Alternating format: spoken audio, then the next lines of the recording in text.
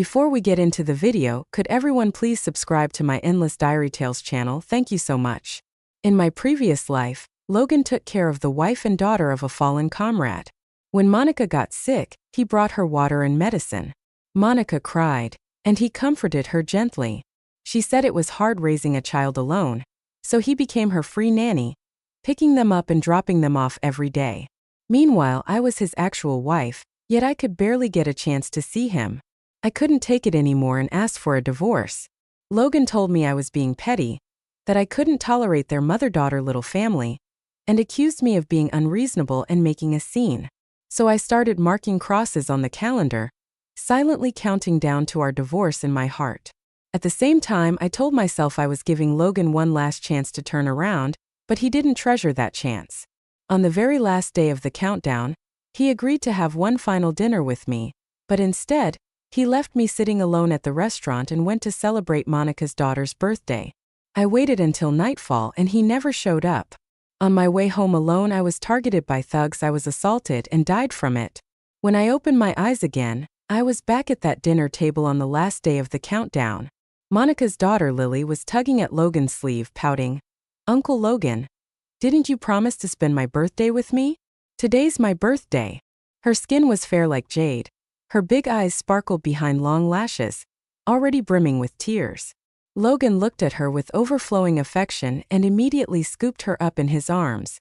Then, with guilt in his eyes, he looked at me and said, "Can we eat later? Lily only has one birthday a year.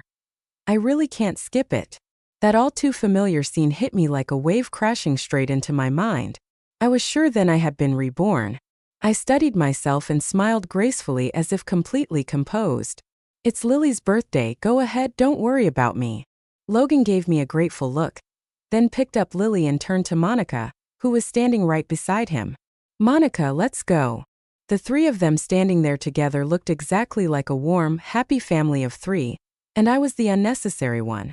Monica nodded slightly, then turned to me with a performative look of guilt. "Vivian, I'm really sorry for ruining your dinner plans. I don't even know how I can make it up to you." Lily insisted on coming. I saw through all her fake gestures clearly, but then I suddenly remembered it would be dangerous for me to go home alone. Besides, the whole table was already full of dishes. There was no way I'd be the one paying the bill. I smiled generously. "It's simple. You can pay for the meal and then give me a ride home." My eyes shifted to Logan. "And you don't have to come back with us. Just stay and take good care of them." I said it calmly, graciously, not even glancing at Logan's stunned expression.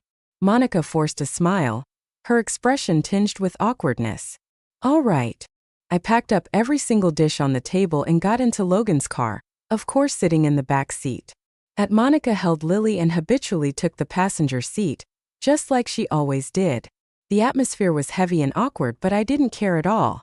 When I got out of the car, I grabbed the bags of food and walked off without looking back, leaving Logan completely behind me. Once I was home, I looked at the red X I had drawn on the calendar. That was the ridiculous divorce countdown from my past life. I tore off that page without hesitation. True closure isn't about drawing some emotional countdown to move yourself. It's about returning every bit of pain the other person gave you without missing a single piece. Logan came home around midnight. The sound of the door woke me. He walked to my bedside and spoke with guilt in his voice. "Vivian, we can have that dinner another time. I'll still keep my promise to you." I lay there with my back to him, deliberately not looking. I let out a bitter laugh. In my past life, he said the exact same thing when he broke his promise. I replied softly, "It's fine. The dinner doesn't matter." Hearing my words, Logan was taken aback for a moment, then carefully tried to probe my mood. "Vivian, are you mad at me?" I closed my eyes and answered in a flat, emotionless voice.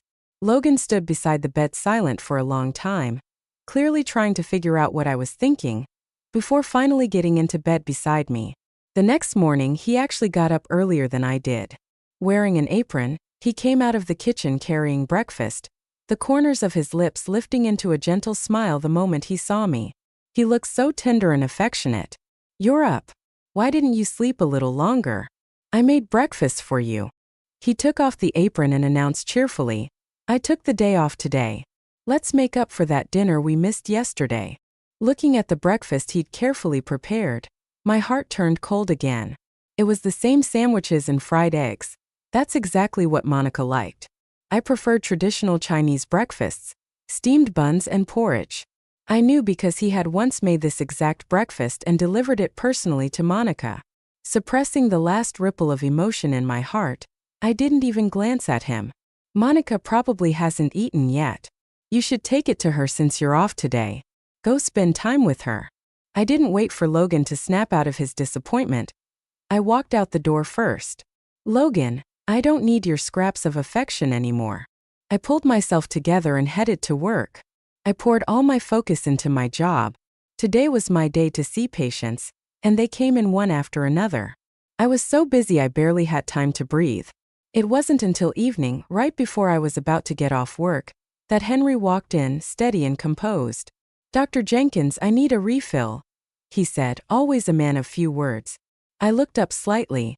He stood tall and upright, his military uniform sharp and commanding. The sunset cast a warm glow over his bronzed skin, making him look even more striking and masculine. "Your leg again?" I asked out of habit. In my previous life, Henry often came to me for prescriptions. I was his attending physician. "Yeah," he replied gruffly, not even looking at me. I nodded and quickly wrote him the prescription. It was always the same few medications specifically for the lingering injury in his leg. He took the slip and turned to leave without pause, his movements fluid and precise. That's when it struck me. Despite how often he came to see me, the extent of our interaction had never gone beyond those 2 sentences. We'd never had any extra conversation. Even my understanding of him was just surface level. Though we lived in the same military compound, the entire base viewed him as cold, aloof, and mysterious. He came from a poor background and had earned his position as the youngest officer in the compound through years of grueling combat that left him with lasting injuries. Countless people wanted to get close to him, but he was like a glacier, impossible to warm. He kept everyone at a distance. The only time anyone ever saw him smile was when he walked beside his wife. Everyone in the compound said they looked like a perfect couple, so well matched. Unfortunately, his wife had passed away last year from an illness. After that, Henry, already quiet by nature, became even more withdrawn. Over time, he became completely isolated from everyone in the compound. Wherever he went, it was as if a dark cloud followed, making the atmosphere heavy and oppressive, so people kept their distance even more. If that was the case, I thought with a slight smile, then as his attending physician, wasn't it perfectly reasonable for me to show a little more concern about his condition? Since Logan was so eager to take care of a comrade's wife and child, then I could also take care of a comrade who had lost his wife. As Logan always said, it's our duty to help them. Henry usually came for a refill once a week. When he returned the following week, I deliberately found an excuse to keep him in the office. "Captain Howard, I'm sorry," I said. "The pharmacy is out of your medication today. I can't fill your prescription." It was a small lie and he fell for it instantly. "What now?" he asked, his brows drawing together slightly, but his dark, clear eyes stayed calm and composed. I bit my lip, forcing myself to stay calm and not reveal anything. I couldn't afford to slip because I had this persistent feeling that Henry's eyes were sharp and penetrating, like he could see right through me at any moment. "Does it hurt a lot?" I asked with a casual tone. "If it's not too bad, maybe you could wait a little longer." Trying to make it more convincing, I purposely played a bit hard to get. Henry remained expressionless. "Yeah, it hurts a lot." I immediately put on a troubled look. "Oh no, that's a problem. How about this? Once the medicine comes in, I'll deliver it to you myself." I was trying to use this as an excuse to get his home address, but before I could even finish the word deliver, he cut me off. "I'll give you my address," he said, pulling a pen and paper. Out of his pocket, without hesitation, he quickly scribbled down his home address and handed it to me. "Dr. Jenkins, I'll be waiting." With that, he got up and left, his movements as crisp and decisive as always. I sat in my chair, staring at the address in my hand, stunned for a good while. That went way too smoothly. So smooth, in fact, that it felt like I was the one who had walked right into his trap, not the other way around. Right after Henry left, Logan showed up. For the first time ever, he actually apologized to me. Vivian, I'm sorry the breakfast I made might not have been to your taste. I'll make it up to you. My car's downstairs. Let me take you to the state-run restaurant. We can finally have that meal. He sounded sincere, and his eyes were a little red, like he'd been holding back some emotion. I took off my lab coat, gathered my things, and hardened my heart. I have some cases to review tonight. I'm not going. I brushed past him and walked straight out the door. Logan didn't give up and followed me downstairs. As soon as we stepped outside, I saw his car. He really had been waiting, but there was someone else in the car. Monica, holding Lily, was sitting comfortably in the front passenger seat. When she saw me come out, she immediately got out, putting on her usual fake innocent act. "Oh no, I'm crashing your dinner again, huh?" But Logan said, "It's fine to bring me along, the more the merrier." Her eyes met mine, and I caught a faint glint of smugness in her expression. I tugged at the corner of my lips, then looked past Monica and turned directly to Logan. "Go eat with them. Have a lively time. I'll ride my bike home." I headed toward the bike shed, planning to ride my old cruiser back, but Monica suddenly grabbed my arm. Her eyes were red, looking like a pitiful little bunny. "Vivian, do you hate me? If that's the case, then I won't go. Lily and I can walk home. You and Logan should enjoy your dinner in peace." She even turned her head away, wiping her eyes like I had somehow wronged her, painting herself as the victim. I couldn't tolerate it. Honestly, her performance was so over the top I almost laughed. But just like in my past life, Logan fell for it again, hook, line, and sinker. "Monica, don't say that. No one hates you," he said, his voice filled with pity I had never once seen directed at me. And then, just like I knew he would, he turned to me, eyes hard and voice sharp. "Vivian, do you really have to be this bitter? Is it so difficult to have one meal with us?" Of course, he placed all the blame on me, just like he always did. I was just about to speak up and defend myself when another car pulled up beside us. The window rolled down and I saw Henry's sharp, stoic face behind the wheel. "Dr. Jenkins," he said, "my leg hurts and I'm out of meds. Got anything for heartache?" The air went still. I yanked my arm free from Logan's grasp and walked straight to Henry's car. "I have another patient. I'll be heading out." I opened the door and slipped into the front passenger seat. Henry hit the gas and I left Logan in the dust. Out the window, I caught one last glimpse of Logan's frustrated face before we pulled away. "What's wrong, Logan?" Monica asked softly, noticing how his eyes were still glued to the back of the car, unmoving. She gently shook his arm, trying to get his attention. Logan quickly masked his expression and shook his head. "It's nothing. Let's go, Monica. Time for dinner." But just before getting into the car, he glanced once more in the direction Henry's vehicle had driven off. A flicker of doubt crossed his face. "Vivian's a surgeon. How would she even have heart meds?" That same question had crossed my mind too, but only after I got into the car. I had been so focused on escaping the situation that I hadn't even registered the oddity in Henry's words. Inside the car, the air felt heavy, like you could hear every breath. I forced myself to speak first, breaking the silence. "Thanks for earlier, I mean." But before I could finish my sentence, Henry cut me off. "Then I'll be counting on you to bring the medicine to my place." He turned his head and looked at me, his eyes bright with sincerity. I nodded, trying to suppress the guilty look in my eyes. "Of course, it's my duty." Then I quickly turned my gaze to the window, watching the scenery blur past as we drove. From the corner of my eye, I glanced at Henry's foot pressing the gas pedal. Funny, his leg didn't seem to be hurting that much. After he dropped me off at home, I thanked him and went upstairs. To my surprise, Logan was there waiting. He hadn't gone to dinner with Monica after all. When I walked in, Logan shifted uncomfortably. He moved toward the window and looked out at the street, catching a glimpse of Henry's car disappearing down the road. His expression darkened. "Since when did Henry need meds for heart pain?" he asked, frowning, his tone sharp with displeasure. I didn't respond. He continued, a little more anxious now. "Aren't you a surgeon? Since when do you treat heart conditions?" I ignored his questions and gave him a cool glance. "Weren't you going out to eat with Monica? Why'd you come back so soon?" I really thought he'd stay with them like he always did well into the night. Logan's expression faltered. He had gone out with Monica and Lily, but throughout dinner, his mind was elsewhere. He couldn't stop thinking about Henry's words. "Der Jenkins got anything for heartache?" For some reason, the sentence left him deeply uneasy, even restless.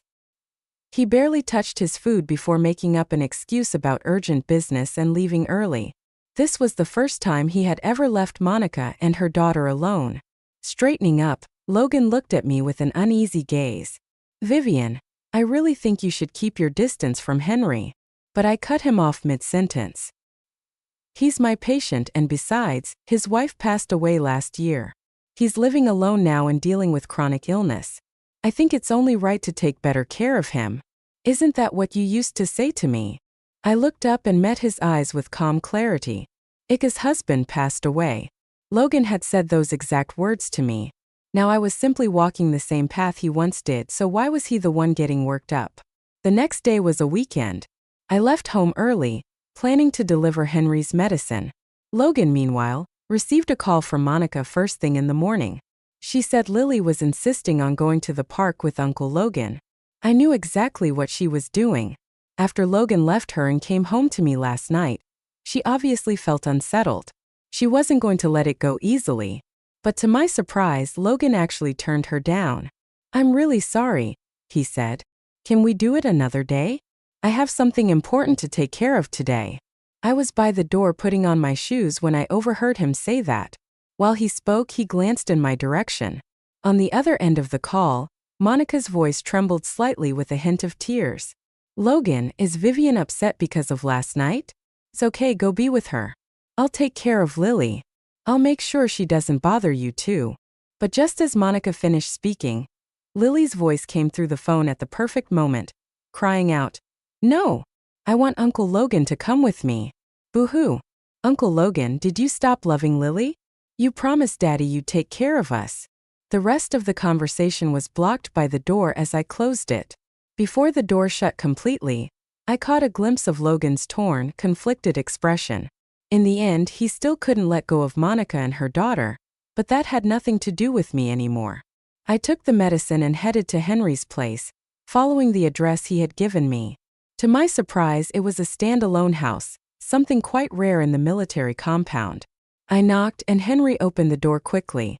But when he saw it was me, his brows, which had been relaxed, furrowed immediately as if he were in pain. "You brought it?" he asked. I nodded. "Yeah." I pulled the medicine from my bag and handed it to him. He didn't say a word, just tore the package open and tossed 2 pills into his mouth without hesitation. From the look of it, the pain must have been real. I couldn't help but frown slightly. This old injury of his must be serious, probably never properly treated and left with lingering effects. After he took the pills, he looked at me with a gentler gaze. I was still standing outside the doorway, and he hadn't moved a single step to let me in. "Dr. Jenkins, can you help me walk a little?" he suddenly asked, extending an arm toward me. I froze for a moment. Just now he opened the door fast enough, but since he brought it up, I couldn't really say no. "Sure," I replied stiffly, walking forward and letting him lean on my shoulder. He was well over 6 feet tall, his frame pressing down on me with a weight that wasn't exactly heavy but not light either. The closeness between us felt a little too intimate, and I felt a faint warmth rise in my cheeks. Henry suddenly chuckled and said teasingly, "Dr. Jenkins, no need to be so nervous." My breath caught and heat rushed from my. As I continued the exam, I couldn't help but think, wasn't Henry supposed to be a man of few words? Why was he talking so much today? And why did his tone carry that same affected sweetness Monica always used? What was going on? But the thought passed quickly. I refocused on checking his leg. After a while, I stood up and said, "It looks like the old injury is flaring up again. Keep taking the medication. Don't stop under any circumstances." I gently rolled his pant leg back down and spoke carefully, making sure he remembered every instruction. Henry nodded obediently. "Can I go home now?" Logan called out from the doorway, his voice sharp and impatient. I didn't want to leave yet, but the medicine had been delivered, and my part was done. I suppose I had to go, but the next second Henry suddenly grabbed my arm. "Dr. Jenkins, do you cook?" he asked. "I'm starving. Ever since I've lived alone, I haven't had a single proper meal. They say taking meds on an empty stomach is bad for you." His eyes once again were full of that soft, pleading look, and it caught me off guard. Honestly, Henry really did look pitiful. "All right," I replied. I had just agreed when Logan barked out from behind us, "Give me a break. Isn't there a canteen? Why don't you eat there?" He glared at Henry like he was ready to rip him apart. Henry glanced down at his leg and said lightly, "Can't you see I'm not exactly mobile?" The ride home was silent. Logan's face was dark with frustration. Halfway through the drive, he finally exploded. "That guy, he's doing it on purpose to keep you around, don't you see it?" His brows were drawn tight. I turned my head to look at him, calm and cold. "And Monica?" I asked. "Isn't she doing the exact same thing to you?" That shut him up instantly. Logan was speechless. Not a word was said for the rest of the ride. The air in the car was thick with tension. When we pulled up in front of the building, I spotted two small figures in the distance. Monica and Lily standing in the chilly night wind, their silhouettes trembling slightly. As soon as Logan's car came into view, Monica ran up with red-rimmed eyes. "Logan, thank God you're back. Lily's sick, she's burning up. I don't know what to do anymore." She was crying as she pushed Lily's forehead toward him. Logan reached out and touched it. His expression instantly shifted into panic. "She's burning up. Hurry, get in the car. I'll take you to the hospital." Just like that, he dropped me and scooped Lily into his arms. Monica quickly jumped into the passenger seat. As they passed by me, Monica leaned close and whispered just loud enough for me to hear, "Logan belongs to me. Vivian, don't even think about taking him from me." I pulled the corners of my lips into a smirk and couldn't help but laugh. "Don't worry, trash like that, she's all yours. Keep her." Without looking back, I went upstairs. I slept straight through the night, and Logan still hadn't come home. But before he could, my phone rang. To my surprise, it was Henry calling. "How do you even have?" I was shocked, impressed even by Henry's resourcefulness. But he didn't answer. All he said was, "Dr. Jenkins, can you bring some painkillers over? I'm really hurting. I'll send a driver for you." I looked out into the pitch-black sky, ready to decline, but before I could speak, Henry had already hung up. Minutes later, his car was honking downstairs. After thinking it through, I got dressed and headed down. The driver was determined and practically swept me off to Henry's place. As soon as the door opened, Henry's tall figure loomed like a wall, completely blocking the doorway. But in the very next second, that wall nearly collapsed. Instinctively, I rushed to support him. His head dropped onto my shoulder, and his voice came out weak and faint. "Dr. Jenkins, I think I'm dying." His forehead burned against my skin, scalding hot. I reached up to touch it, and my jaw nearly hit the floor. "You're burning up, Henry. What did you do?" "I was in too much pain," he mumbled, barely opening his eyes. "I took a lot of painkillers." While he spoke, I noticed the empty wrapper on the coffee table out of the corner of my eye. A whole pack completely gone. I frowned deeply and immediately called for the driver to help.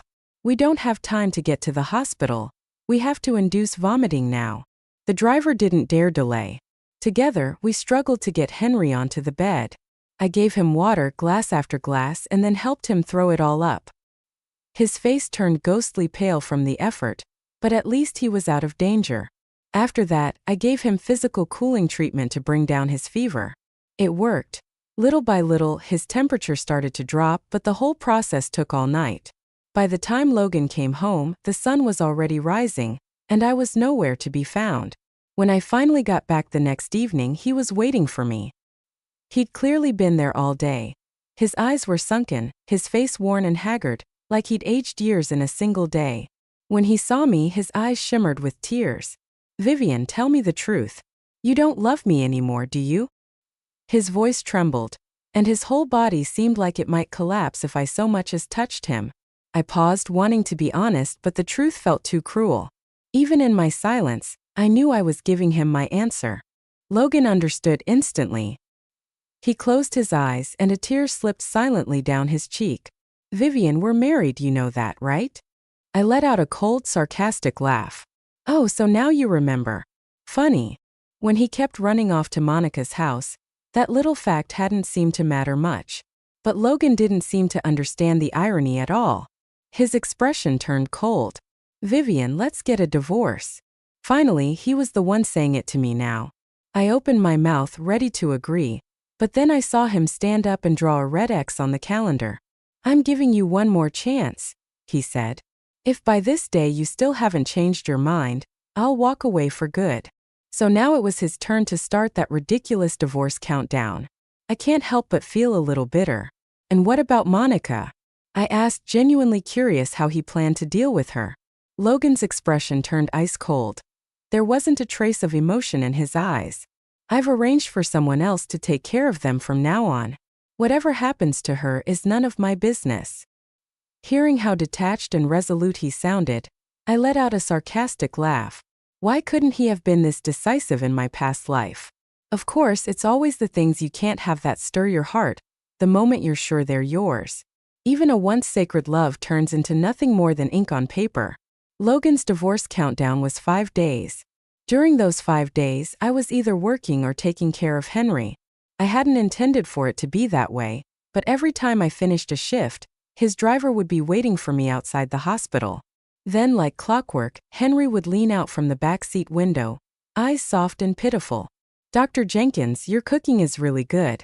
It reminds me of my sister's. Could you make it for me again?" If I so much as hesitated, he'd look like he was about to burst into tears. I should have known better. He looked like he could fall apart at any second. Then he'd start talking to himself. "Dr. Jenkins, you probably don't know this, but I grew up without parents. My sister raised me by begging on the streets." He never got to finish because my chest tightened so much I had to stop him. Okay, fine, I'll do it. Just stop talking." The very next second, he beamed at me with a bright, childlike smile. "Thank you, Dr. Jenkins. You're such a good person." And just like that, under the label of being a good person, I got tied up with Henry for 5 whole days. By the time I finally got a break and made it home, Logan was already gone. On the table, I found divorce papers and a handwritten note. "Vivian, I've been assigned a classified mission in the Gobi Desert. If you regret anything, come find me. I'll be waiting. Always." He was waiting for me to regret it. I scoffed. That was never going to happen. I picked up a pen and signed the divorce agreement without hesitation. "Logan, you and I are different. I don't waver." Somehow, Henry had heard about the divorce. I had no idea from where, but ever since then, he became even more relentless. That's when I started noticing strange things about his supposed injury, like the times I'd see him walking perfectly fine upstairs, moving fast and steady, only to limp the moment I was around, or how he was never hungry until I tried to leave, and then suddenly he'd act famished, begging me to cook, or how, despite having an assigned security officer, that person mysteriously vanished whenever I was there. It was like he was working overtime to build the image of a helpless, lonely, pitiful man. But I had no proof. So to catch Henry in the act, I invited him on a weekend trip out of town. He agreed without a second thought. At first, he kept up the act, hobbling on and off the car, having the driver take us out to the countryside. During the whole outing, I continued limping, feigning difficulty with every step, but then I accidentally slipped and fell into the river. That's when he finally dropped the act right before my eyes. Henry sprinted, yes, sprinted, into the water. In just a few strides, he reached me and pulled me into his arms.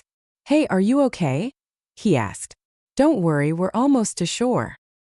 He held me tightly as we moved through the water, his olive green military shirt soaked and clinging to the hard lines of his chest. In that moment, lying in his arms, my face flushed. Strangely, I couldn't even look him in the eye. "Henry, you lied to me. There's nothing wrong with your leg." He froze for a second, then gave a small smile. "So you were testing me? You've been putting on a show this whole time." I snapped, thinking of everything he'd done the past few days. Anger rose in my chest, and I pushed against him, trying to break free. "What exactly do you want from me, Henry? Why did you get close to me?" I stared up at him, feeling completely overshadowed by his tall frame. He looked down at me, eyes dark and deep. "Vivian," he said softly, "because I love you." It wasn't until later that I found out Henry had been trying to get close to me even in my previous life. Every time he came for a prescription, it wasn't because of his old injury. He just wanted to see me. The truth was, his leg had never flared up at all. He led me to his house and opened a cabinet. When the stockpile of old medications came crashing down in a messy cascade, my heart clenched hard. These weren't just pills. They were proof, evidence of Henry's love for me all these years. If he just wanted to see me, why didn't he ever say more than a few words? Henry smiled faintly, his voice calm and composed again, like the steady man he always pretended to be. Because back then, you were already married to Logan. In that moment, everything clicked. All my encounters with Henry had been carefully planned, an intricate web woven by him. He had known about Monica. He had known I delivered the medicine on purpose. He had gone along with it all knowingly, deliberately. I wiped at the corners of my eyes and asked, half mocking, "What about your wife? Didn't you love her?" After spending these past few days with him, I couldn't help but feel disappointed. Could he really be so heartless? His wife had only been gone for a year, and here he was falling for someone else. But Henry frowned, his gaze darkening. "I never had a wife," he said. "Only an older sister. We relied on each other to survive." My breath caught. So that was it. People had assumed they were husband and wife because of how close they looked. That's what gave them that married couple appearance. I threw my arms around him tightly, tears flooding my eyes. It was in that moment I saw something different in this man. Logan had been fickle and unreliable, but Henry, he had always been steady, loyal. In the days that followed, Henry told me about the very first time we met. Back then, he and his sister were begging to survive in the countryside. One year I had gone there with my parents and we'd crossed paths. He had been crouched by the side of the road, holding a tiny chipped bowl, stretching out his thin little arms to passing strangers with the saddest, most hopeful eyes. I was younger than him then, but I'd grown up in the military compound, never knowing hunger or hardship. I had tugged at my father's sleeve, begging him to stop the car. When it finally halted, I grabbed all the allowance money my mother had given me and ran to him. "Little brother, here, this is for you." Back then I was so proud of myself, so generous. I gave away every cent I had. It was 1973, I was 8 years old and I gave him 3 whole yuan. In those days, Henry had never seen that much money in one place. Later, he told me with a smile, "If it weren't for that 3 yuan, my sister and I probably would have starved to death that winter." He told me how he eventually joined the military, worked hard, and rose through the ranks to become the youngest officer in the compound. He'd finally given his sister a good life, but then as he recalled those memories, his eyes glistened. He pulled me tightly into his arms. "Vivian, did you know I've been looking for you all these years?" That was when I remembered the look in Henry's eyes the very first time he came into my office. The shock, the joy, and the quiet desperation. But back then I had long forgotten him. Thinking of that, I reached up and hooked my arms gently around his neck. "Henry, I'll never forget you again." After Logan went to the GOI, he waited and waited for word that I regretted our divorce, but I never looked back. When his mission ended, he rushed home only to find out that I had married Henry. On our wedding day, Logan stood outside the reception hall, looking gaunt and hollow. I only noticed him when Henry and I stepped out, arm in arm, to see off the last of our guests. I pretended not to notice the longing in his eyes. I just smiled beside Henry, accepting every congratulatory word as we walked past. The past no longer had a place in my life. Later, I heard from mutual friends that Logan had never truly shaken off Monica. She'd threatened him, saying if he didn't marry her, she'd bring everything to the higher-ups. After all, everyone in the compound already knew how close they'd been over the years. Logan couldn't take the pressure. In the end, he gave in and married her. Sometimes I'd still run into him on base, but the sparkle in his eyes from our youth was gone, replaced with nothing but regret and exhaustion. There were several times when Logan looked like he wanted to speak to me, but I always walked away before he could say a word. It was better this way, better if we stayed strangers, because now my heart, my thoughts, my world were filled with only one person, Henry. And Henry felt the same.